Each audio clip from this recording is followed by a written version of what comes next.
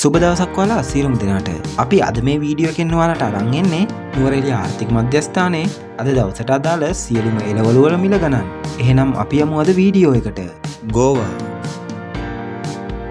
carrot, leeks,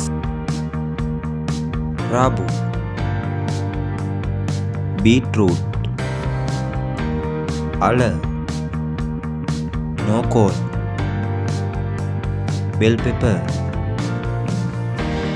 basil, Chinese cabbage, ratu gowa, iceberg, salad, ratu salad, minci, rosemary, broccoli, malgowa, ratu rabu, zucchini,